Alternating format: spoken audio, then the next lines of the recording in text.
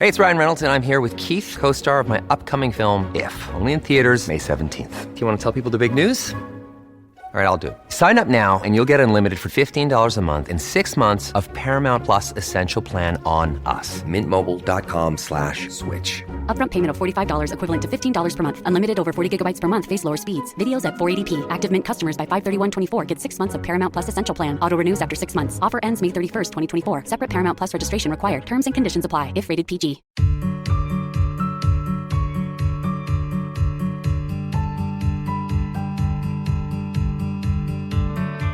Hello and welcome back to First Act, a podcast series from Koshy's Business Builders.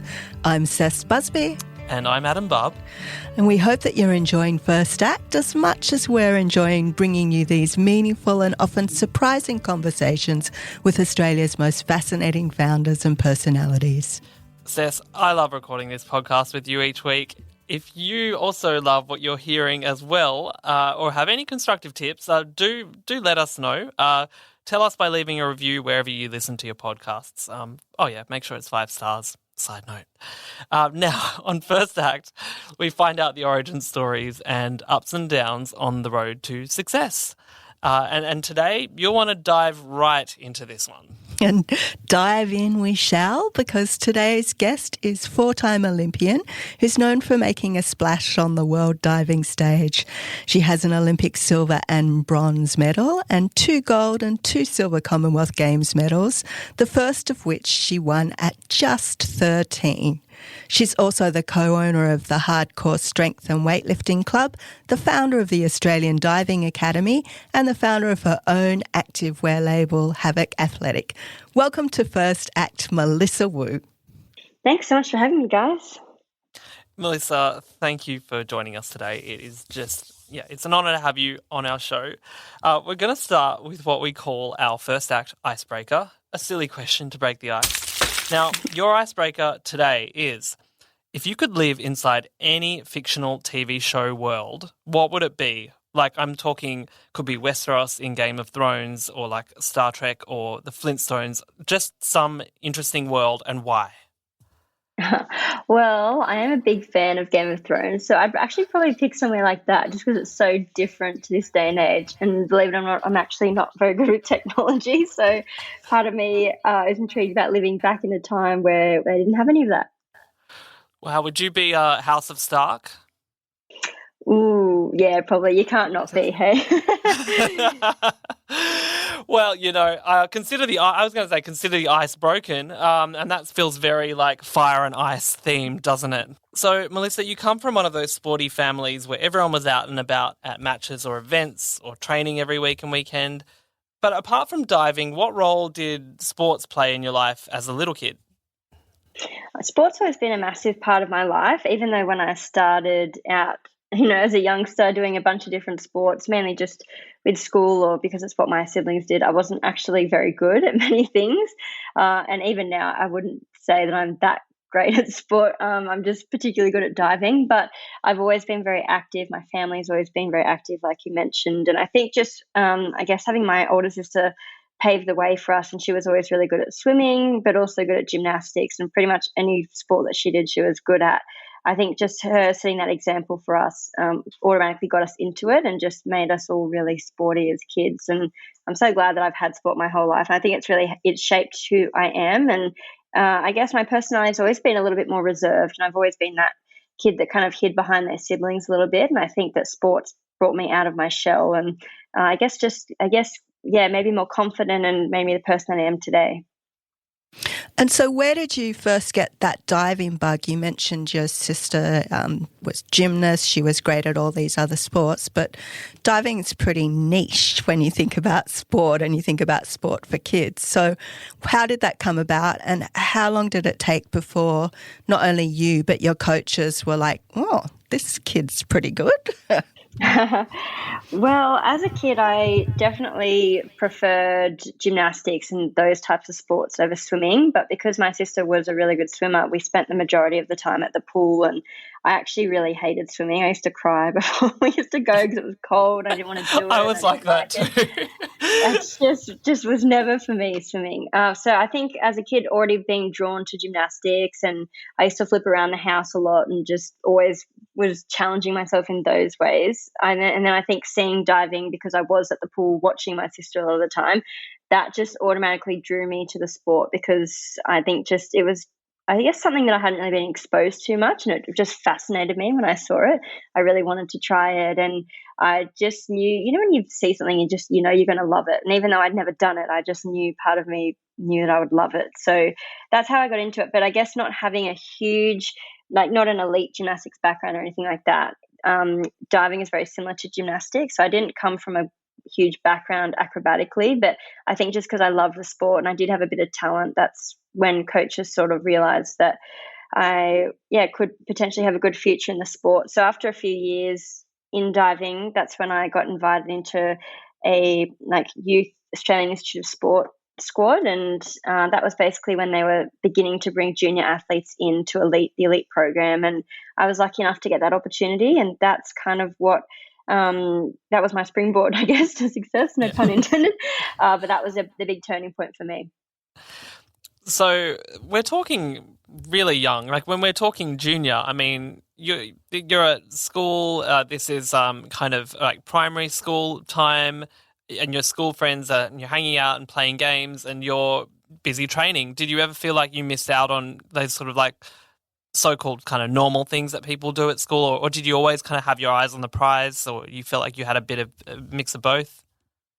Well, I think because when I was in primary school and I started diving, I just started in a club. So it was very much just for fun. It was a bit of a hobby. It was something I liked doing. It was the first thing that I probably found out that I enjoyed doing, the first sport that I actually really liked. So I think starting that way and developing my love for the sport, but not having to immediately sacrifice for diving, was a big part of what kept me in and what made me really love the sport. And then it's when I got to high school then that I then got into that squad where I had to start committing all these hours, training full time, which is 10 sessions a week. And that was definitely tough to do. But I think at that point, because I did have that big opportunity in that squad, and I was committed to diving, and I knew that that's what I wanted to do. For me, the sacrifice was easy to make, and I didn't mind missing out on time with friends or doing other things, because I was at that age where I knew exactly what I wanted, and I wanted to go to the Olympics, and I wanted to represent Australia. And so for me, it was worth doing everything I could to reach that goal. Now, there's been a lot of talk recently, particularly in the gymnastic area, about bullying in sport and the terrible treatment of young athletes. So I'm wondering, what was your experience as a young athlete? And also, given that there's a very kind of blonde Aussie stereotype to elite swimming and elite water sports, did you also face racial discrimination as well, coming from Chinese Australian heritage? I think definitely I'd never have experienced any sort of racial discrimination. And in fact, maybe the opposite. When I was started in the elite program in Australia, it was basically run by Chinese coaches. So if anything, I really felt like I could relate to them on a level that some of the other people couldn't. And I think just culturally knowing where they come from and comparing their mentality to that of how I was brought up by my parents or my grandparents, I actually found that probably easier, if anything. But I did experience other things like bullying, and generally there were other elements of that elite program that made things quite difficult for me. So I think bullying was something that they sort of turned a bit of a blind eye to. But on top of that, just the difficulties of trying to study and do that kind of thing were really difficult for me as a kid. And I think on top of that, having experienced a little bit of bullying and not having anyone that I could really relate to made navigating that time in my life pretty difficult. So what do you think we can do better nowadays to make sure that the young athletes that are coming through the ranks now don't face that same kind of bullying? Well, I guess that every sport is different, and I can only really speak about diving because that's where I've had experience. But basically, the way that things were run back then, where everybody sort of moved to this national program that pitted divers against each other and fostered a really unhealthy environment mentally, has basically that's all been changed now. So it's now all in state institute programs, and they've decentralised that main Australian Institute of Sport program, and that's actually been really good, I think, for athletes coming up, for their mental health. But I will say that in doing that, there has been a bit of a sacrifice in the standard of diving in Australia. And I think that now there's a bit of a gap, compared to how when I grew up, there was a lot of good divers. It was very competitive. The downside to improving the situation for everybody's health has actually also resulted in a bit of a decrease in our talent, I think, and just in the results that we have coming up in our next generation. It's funny because you wouldn't think that bullying would actually bring out the best results in people. Yeah. Well, not that it brought out the best results. I think just it was a very competitive environment, and I think that it really just, you knew that I was always worried about my place in the program, and you knew you had to perform. And I think just that constant sort of pressure, it's not that it made people perform, I guess it just weeded out the people that couldn't handle it. And so the ones that were in there doing well were the ones who were strong enough mentally, physically to stay there and to keep their place. Right, that's so interesting. But I mean, I guess it is a work in progress. A solution is not necessarily perfectly solving the problem, and you're never going to necessarily say you're going to eliminate bullying completely, because you can't say that you've had a 100% success rate.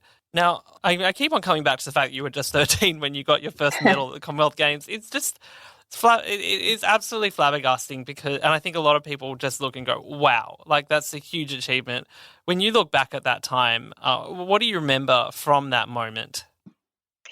Well, I guess just kind of off the back of the last question, I guess is at that point in time, I did have a lot of pressure on me to keep my place in that squad. And at that time too, as I mentioned, my sister was a very good swimmer. My family had made a lot of sacrifices for me, moving from the Gold Coast to Brisbane, for example, for my diving. That meant that my sister, she actually ended up quitting swimming, and my diving got prioritised over her sport. So I think just knowing the sacrifice that I'd put in, my family put in, and the opportunities that I had, I didn't really think of it at that time as something that was amazing. I just thought, okay, this is what I have to do to keep my place, to achieve, my future goal of going to the Olympics. This is, the stepping stones required. And so at that age, I knew when I went to Commonwealth Games that, the media and all these other people made a big deal of it. But to me, it was never really a big deal. It was just, okay, this is what I have to do. And it was sort of, I guess, the mentality of the squad that I was in. I mean, it's incredibly grounded of you, even at that age, to go, right, there's a lot of fuss and hoo-ha around me. Because it is that kind of thing where you can start to go, oh, I'm going to believe the hype around me. I guess you can't believe that hype about yourself until you've reached those different goals in your mind, because you're climbing this ladder. So can you tell us about the moment you found out you were going to your first games? Yeah.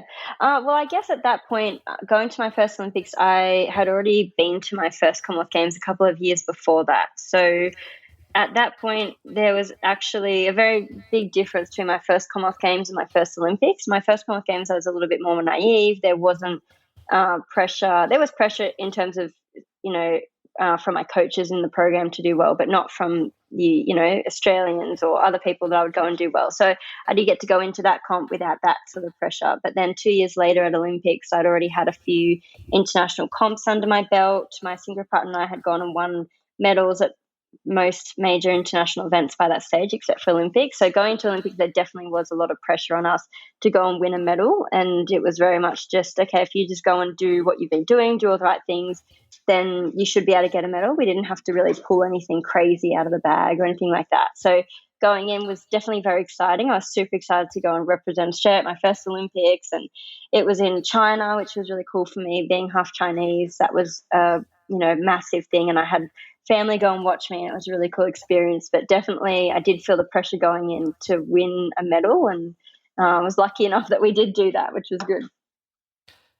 Yeah, and that same Olympics you won a silver medal, it must have been incredibly proud because you'd worked so hard.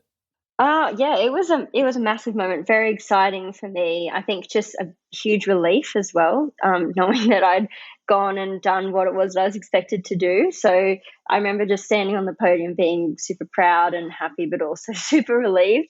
But I didn't really get a lot of time to celebrate because I was competing in 2 events at the Olympics. So I had a week in between, but I had to also compete in the individual event as well after that. So off the back of that medal, it was a synchro medal. So my synchro partner, I think she was finished competing after that. She got to do, a bunch of interviews like with Hamish and Andy and do a bunch of other things. And they said to me, you can't do any of that because you've got another event still. So I missed out on a bit of that, but I think that was good to keep me sort of grounded and focused my individual event. But yeah, I think that's an example of when in diving, you've got to sort of regroup and refocus pretty quickly.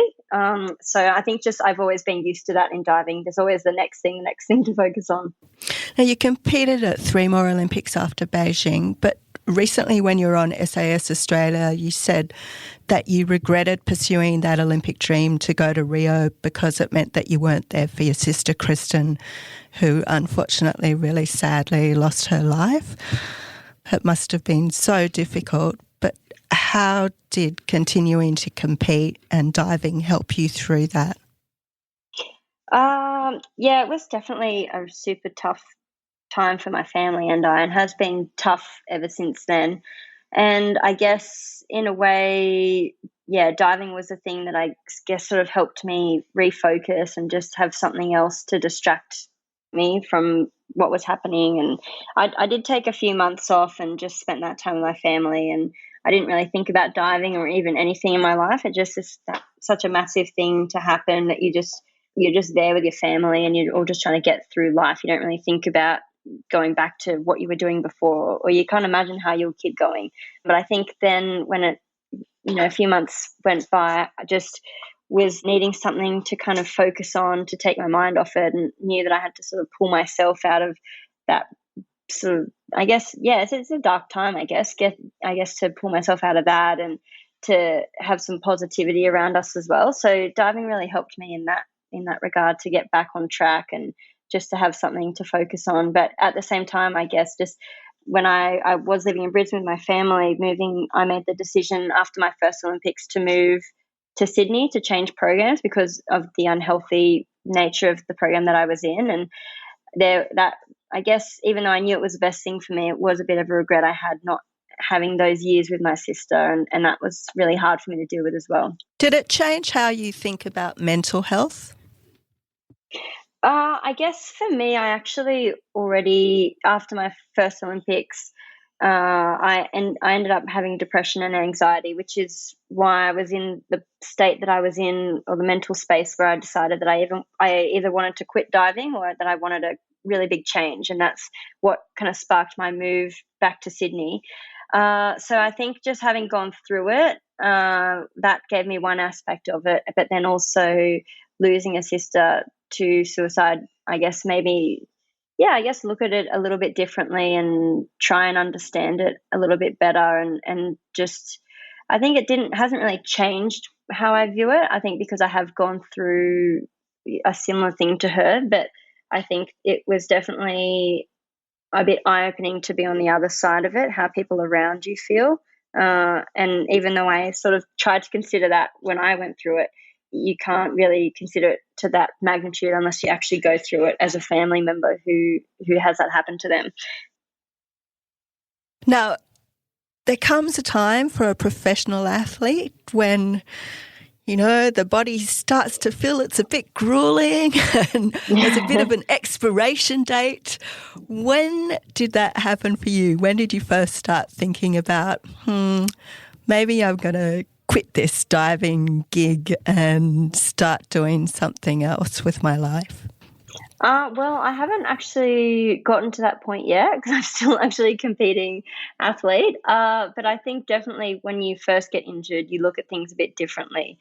And until you get an injury that sets you back for a long period of time, you think you're sort of like Superwoman and that you can do anything. And you're so used as a young athlete training hard. And then when you can't train hard, you get a bit lost. You're like, well, what do I do then if I can't train hard? And at that point, you learn to train smart and you learn to do things in a way that is going to preserve your body and your mind going forward. And that's a big learning curve as an athlete, but it's the lessons from those sorts of things that you can keep applying and applying and applying. So every time that you do get injured or you have a setback, you basically just learn to deal with it. And I think just for me, having gone through that process over and over and building that level of resilience, I've never really gotten to the point where I've thought, well, injury is going to be the thing that holds me back or that forces me into retirement. And even though I have had a big string of injuries throughout my career, I've had a very long career and I haven't, touch wood, had anything that's going to push me completely out of the sport. So I think when I do make that decision, when I don't think I can dive anymore or don't want to dive anymore, it will just be because it's 100% my decision and not because I'm forced out by anything that I don't think I can overcome. So then what was it that made you decide you wanted to open the Australian Diving Academy? Well, I have, a few different businesses. So I think for me, just always knowing that diving won't last forever. It's not a particularly big sport where there's not a lot of money in it or anything. So you just do it for personal satisfaction and to achieve your own goals. But you can't basically sustain any life beyond diving based on that alone. You've got to have a backup plan. And I think for me, it was always really hard for me to decide what I wanted to do. But I think probably after Rio was the time when I really said, okay, I've got to sort out what I'm going to do with my career, what I'm going to do after diving. And I just, I guess being in sport so long, as we talked about earlier, I naturally have just fallen into that. And so my first business is Hardcore Strength that I co-own with my brother. And that's a general strength and conditioning business, but also a weightlifting club. My whole family have actually been in weightlifting from, a young age. Basically, they started that because it was really close to where I was training when I was younger. So for my mum to get us to all our sports, that was sort of an easy choice. And so their background's in weightlifting. We've got a weightlifting club, and I've really enjoyed being a part of that and growing that business. And that's sort of the first, our baby, our first business. So I'm really keen to see where that goes. And then I think just after that, other things just eventuated based on the things I was doing, the experiences I had. So such as Australian Diving Academy, I was doing some diving coaching, and then that business kind of just developed from there with my business partner, Kevin Chavez, who I was coaching with in the New South Wales Institute of Sport at the time. So, things just kind of developed that way. And the more I do outside of diving, the more I create this nice life balance, and the more I look into these other opportunities that are coming, in areas outside of diving. Our next question was actually just going to be about Hardcore Strength and Weightlifting Club. And I'll tell anybody who's listening, it's HRDKAW. So when you look it up, it's just hardcore without the A in there. But the KAW, there's a personal significance there. Can you share the story behind the name?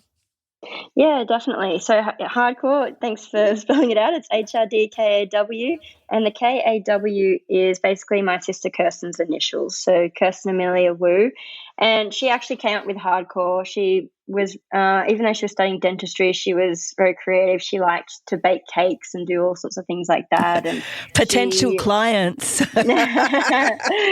Exactly. Yeah. And she had, she joked that she would have, a bakery one day called Hardcore Cakes, spelt that way, or that she wanted to put hardcore as a number plate. So we kind of stole that from her. Hope she doesn't mind. But I think it was a really nice way for us to just always keep her, not just in our thoughts, but part of our business. And it was, in a way, honouring her, calling our gym Hardcore. And we thought it was a really appropriate name for a gym, especially a weightlifting gym. It's kind of cool. It's a bit different. It's a very, I guess, memorable name once you know how it's spelt. And it's just our way of keeping her close to us and her helping to remind us of what it is that we want to do, helping other people and living every day to the fullest and just not having any regrets, I guess. And you mentioned you started it with your brother. So what are the benefits of being business with family? And I imagine there's some challenges as well.